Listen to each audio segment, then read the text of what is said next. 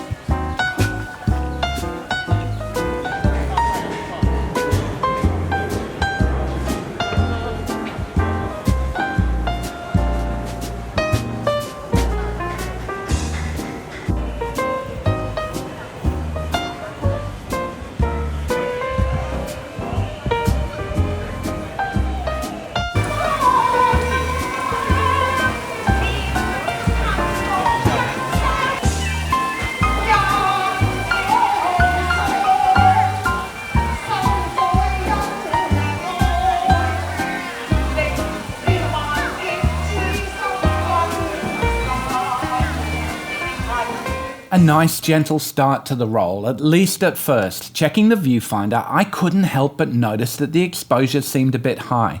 Lower shutter speeds and wider aperture than you would normally expect from an 800 speed film. I do remember seeing DX codes when I put the film in, and it occurred to me that maybe it's been respooled onto an old 100 or 200 ISO coded cartridge. Unfortunately, with these shots already in the bag, I wasn't going to change the settings. Though here is my first issue with the Nikon F55. You can't override the DX coding anyway. The only thing you can do is use exposure compensation for up to 2 stops either side. In this case, the camera wasn't even reading any DX code, so defaulted to 100 ISO. So 3 stops overexposed, which is more than exposure compensation can handle anyway. And why didn't it read the code? Well, maybe that's because the code itself is printed in grey onto the label rather than actually being the bare metal required for the film speed contacts. Of course, I didn't know this little detail at the time, but I did at least notice that something was wrong, and rather than try and fix it mid-roll, It just seemed more sensible to keep shooting at the same speed, shortening the development time, and most importantly, wait for slightly brighter conditions where I could actually get some decent shots at ISO 100. Fortunately, those conditions did arrive the following weekend while I was out exploring the historic neighborhoods of Shanghai.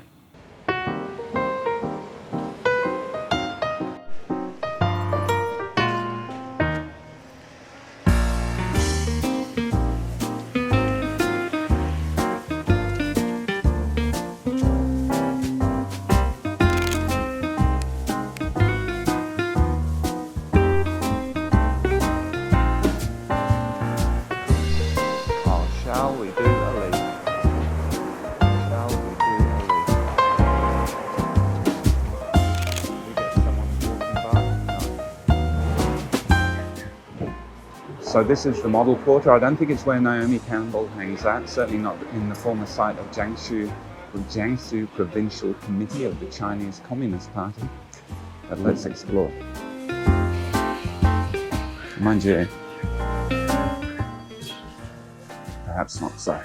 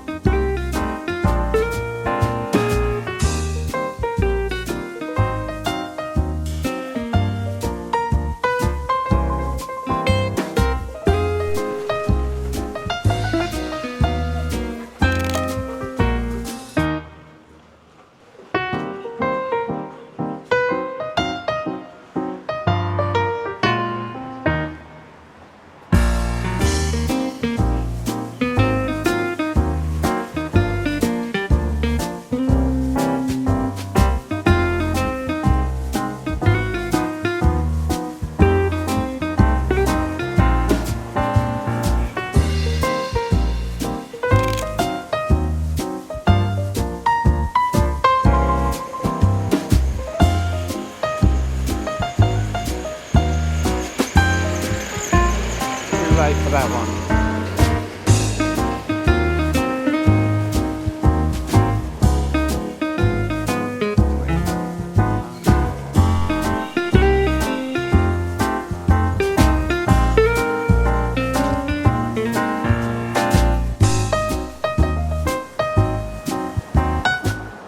And it's autumn, nearly Halloween, and the leaves are falling, but the breeze just stopped then.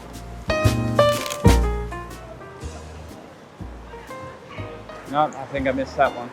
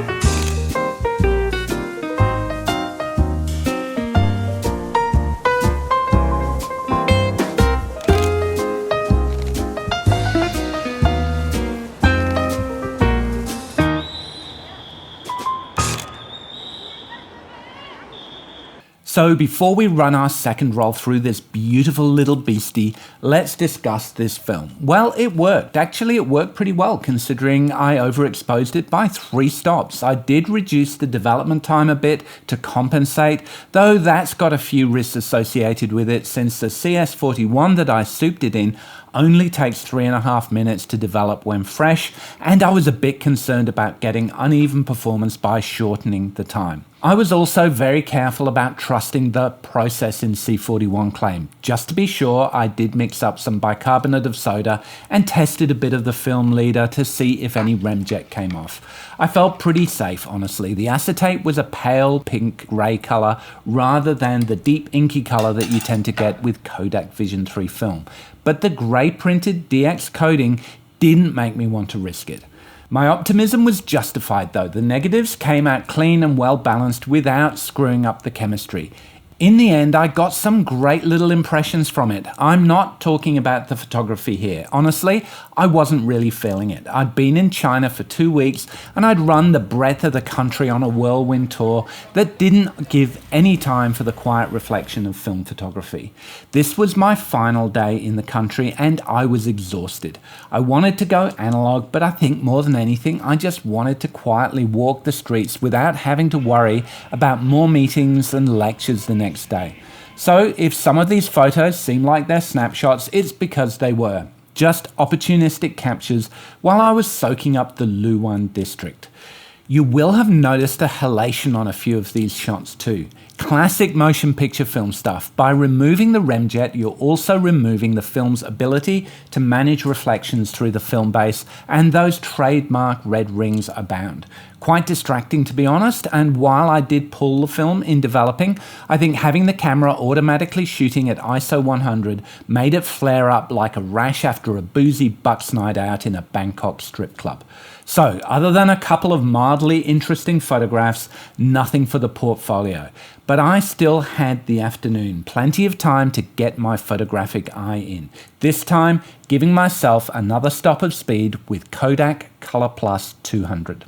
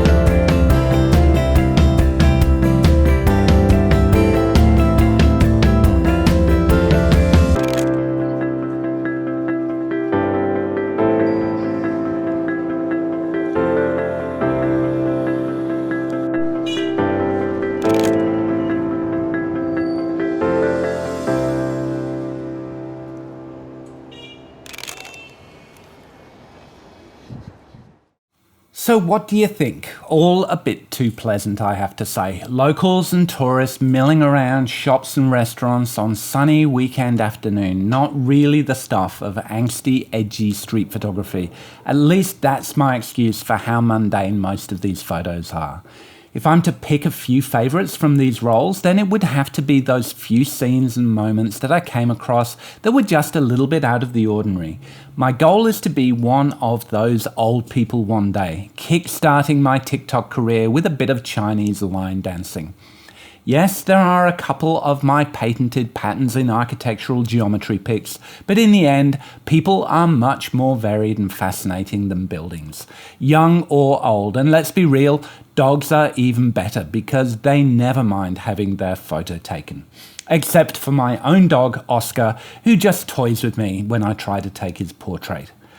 Anyway, enough of my feeble attempts to pass off my mundane snapshots as street photography.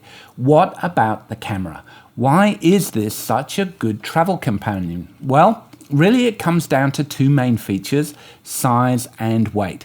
Coming in at just over 400 grams with the battery including lens, I honestly can't think of any film camera combination that will give such good quality in such a tiny package. Now, those of you that are going to come back with arguments about the small size leading to terrible ergonomics and your inability to hold it properly in those monstrously fat hands that you use as a corollary for other forms of physical prowess, feel free to castigate me in the comments below. And while you're at it, subscribe too, because like Jesus, I need the followers, and I'm determined to break the 1,000 subscriber barrier before my own arthritic fingers find it too difficult to hold the Nikon F55. Yes, it's an awkward fit. My pinky finger is left hanging, the last kid picked, standing sadly against the wall as the school football teams work their way down to the nerds and the knuckle draggers.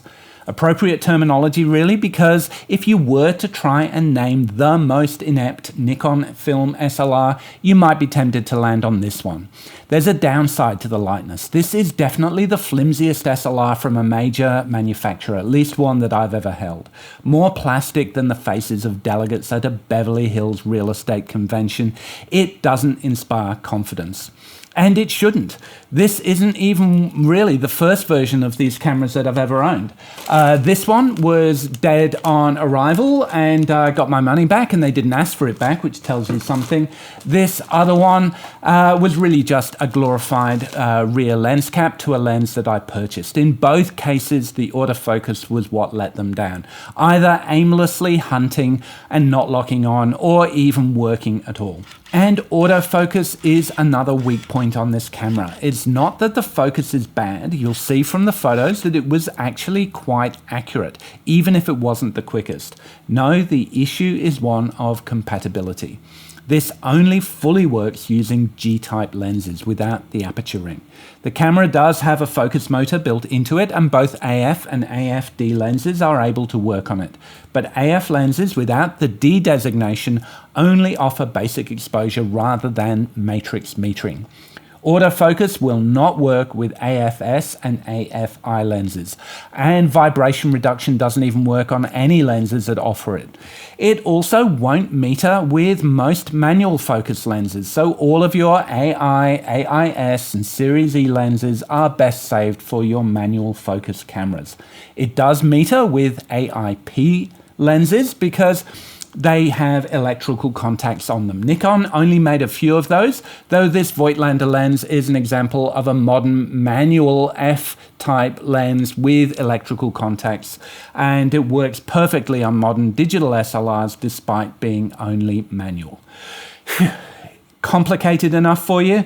I guess at least Nikon did stick to their F-mount until they went mirrorless, so there are plenty of compatible lenses out there. If you want to see what works, you might want to check out the Nikon lens compatibility list offered by Ken Rockwell, who took time out from shooting Velvia and feeding his growing family to provide this definitive guide. So this camera is crippled, it's plastic, and it's cheap, but at least it is cheap. This is pitched squarely at families and students who probably hadn't twigged that there was an emerging thing called digital photography, or they just bought it as a stopgap until they could get their hands on a shiny new Kodak EasyShare.